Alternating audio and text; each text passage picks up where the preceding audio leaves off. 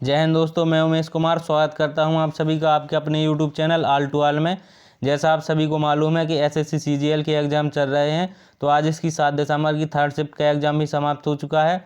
आज के इस वीडियो में हम देखने वाले हैं कि 7 दिसंबर की थर्ड शिफ्ट में जीके के पोर्शन से कौन कौन से सवाल पूछे गए थे। उससे पहले दोस्तों आपसे गुजारिश है कि आप अपना एग्ज़ाम देने से पहले एक बार एनालिसिस देख कर जरूर जाएँ। उससे आपको यह ओवरव्यू मिल सकता है कि आपके एग्ज़ाम में कौन कौन से प्रश्न पूछे जा रहे हैं, किन किन टॉपिक का आपको रिवीजन करके जाना है। उससे एनालिसिस देखने से आपको दोस्तों यह हो सकता है कि एक दो प्रश्न तो आपको रिपीटेड भी मिल जाते हैं और आप उन टॉपिक्स का रिवीजन करके जा सकते हैं जिन टॉपिक्स से ज़्यादा प्रश्न आ रहे हैं। तो इससे आपको ओवरऑल 3-4 नंबर का फ़ायदा ज़रूर हो सकता है। चलिए दोस्तों, देखते हैं कि आज की थर्ड शिफ्ट में कौन कौन से प्रश्न पूछे गए थे। देखिए दोस्तों, एक प्रश्न पूछा गया था कि यामिनी कृष्णमूर्ति का संबंध किस नृत्य से है। तो यामिनी कृष्णमूर्ति का जो संबंध है वो भरतनाट्यम से है। भरतनाट्यम जो है वो तमिलनाडु का एक शास्त्रीय नृत्य हो जाता है, तमिलनाडु का शास्त्रीय नृत्य। यदि दोस्तों शास्त्रीय नृत्य की बात की जाए तो शास्त्रीय नृत्य 8 प्रकार के होते हैं। जैसे कथकली जो है वो केरला का शास्त्रीय नृत्य हो जाता है, कथकली। यदि दोस्तों कथक की बात की जाए तो कथक यूपी का शास्त्रीय नृत्य हो जाता है। अगला प्रश्न दोस्तों आपसे पूछा गया था कि बाजीराव मस्तानी फिल्म के गाने मोहे रंग दो लाल के कोरियोग्राफर कौन थे। तो इस गाने के कोरियोग्राफर जो थे वो बिरजू महाराज थे, ये ऑप्शन में थे, तो यही ऑप्शन आपका सही हो जाता। यदि दोस्तों बिरजू महाराज की बात की जाए तो ये यूपी से संबंधित थे, यूपी के कथक, ये बहुत ही प्रसिद्ध कथक कलाकार थे। और यदि कथक में इनका घराना पूछ लिया जाए कि ये कथक के किस घराने से संबंधित थे, तो ये कथक के लखनऊ घराने से संबंधित थे, लखनऊ घराने से। यदि दोस्तों बात की जाए बाजीराव मस्तानी फिल्म की, तो ये फिल्म 2015 में बनी थी और इस फिल्म के जो डायरेक्टर थे वो संजय लीला भंसाली थे। यही संजय लीला भंसाली ने पद्मावत फिल्म भी बनाई थी जो कि एक ब्लॉकबस्टर फिल्म थी, और बाजीराव मस्तानी फिल्म भी एक ब्लॉकबस्टर फिल्म साबित हुई थी, जो कि बाजीराव भल्लाड़ जो कि पेशवा थे छत्रपति साहू जी महाराज के, उन पर आधारित थी। अगला प्रश्न दोस्तों आपसे पूछा गया था कि एक्सेप्ट फिल्म का एंटोनिम क्या होता है। तो एक्सेप्ट का हिंदी अर्थ होता है स्वीकार करना, और इसका जो एंटोनिम होता है वो होता है डेनाई, जिसका अर्थ होता है अस्वीकार। अगला प्रश्न दोस्तों आपसे पूछा गया था कि वर्तमान में भारत के सीजीए कौन है, यानी कि controller general of accounts. CGA की जो फुल फॉर्म होती है वो होती है कंट्रोलर जनरल ऑफ अकाउंट्स, जिसका उत्तर था भारतीदास। भारतीदास जो हैं वो वर्तमान में भारत की सीजीए हैं। यदि दोस्तों आपसे यह पूछ लिया जाए कि वर्तमान में भारत की सीएजी कौन है, यानी कि controller and auditor general of India कौन है, तो वो हैं गिरीश चंद्र मुर्मू।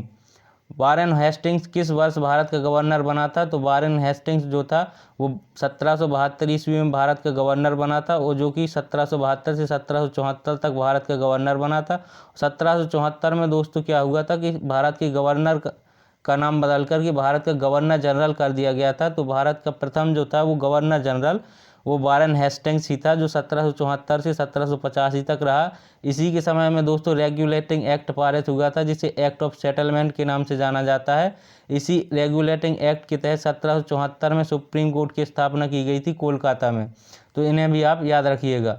अगला प्रश्न दोस्तों आपसे पूछा गया था कि गिफ्ट ऑफ मोनेथिज्म पुस्तक के लेखक कौन है। तो गिफ्ट ऑफ मोनेथिज्म पुस्तक के जो लेखक हैं वो राजा राम मोहन राय हैं। राजा राम मोहन रॉय अपने समय के बहुत ही बड़े समाज सुधारक हुए हैं। इन्होंने ब्रह्म समाज की स्थापना की थी 1828 ईस्वी में, और इनके द्वारा ही आदमी सभा की स्थापना की गई थी 1815 में, और ये सती प्रथा के घोर विरोधक रहे हैं। इन्हें ही भारतीय पुनर्जागरण का पिता या भारतीय पुनर्जागरण का अग्रदूत कहा जाता है। इन्हें दोस्तों राजा की उपाधि यदि पूछा जाए कि इन्हें राजा की उपाधि किसने दी थी, तो अकबर द्वितीय द्वारा इन्हें राजा की उपाधि प्रदान की गई थी। अगला प्रश्न दोस्तों आपसे पूछा गया था कि सागर परिक्रमा गुजरात में किस स्थान से शुरू हुई है। तो सागर परिक्रमा जो है वो गुजरात में मांडवी से शुरू हुई है, जो कि गुजरात में पड़ता है। अगला प्रश्न था दोस्तों कि पारिस्थितिकी तंत्र होता है उसके समुच्चय को क्या कहा जाता है। तो उसके समुच्चय को बायोम कहा जाता है।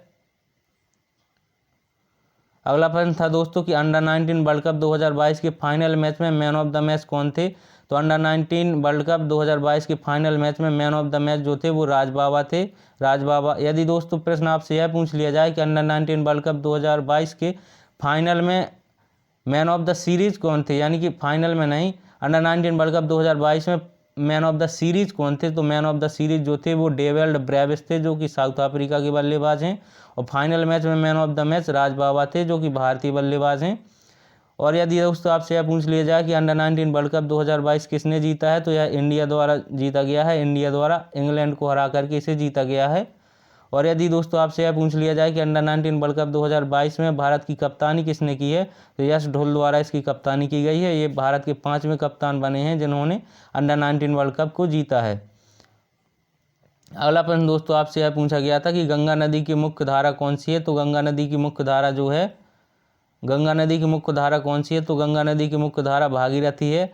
दोस्तों गंगा नदी जो है वो यहाँ पर आप समझ सकते हैं गोमुख है, गोमुख से निकलती है भागीरथी, जो कि ऐसे आती है और यहाँ से दोस्तों अलकनंदा चलती है। अलकनंदा में यदि यहाँ पर पिंडार मिल जाती है तो ये स्थान कहलाने लगता है कर्णप्रयाग। इसके आगे चलने पर अलकनंदा में मंदाकिनी मिल जाती है तो इसे रुद्रप्रयाग बोलते हैं। और यहाँ इससे आगे अलकनंदा चलती है और धौली गंगा इसमें मिल जाती है तो यह विष्णुप्रयाग के नाम से जाना जाता है। और यहाँ पर अलकनंदा और ये भागीरथी मिल जाती हैं दोनों, तो इसे देवप्रयाग कहा जाता है। इसके बाद यह गंगा नदी कहलाती है देवप्रयाग के बाद, तो इसे भी आप याद रखिएगा दोस्तों। अगला प्रश्न दोस्तों आपसे पूछा गया था कि ICAR का मुख्यालय कहाँ है, तो ICAR का जो मुख्यालय है वो है दिल्ली में। ICAR की फुल फॉर्म होती है हिंदी में भारतीय कृषि अनुसंधान संस्थान।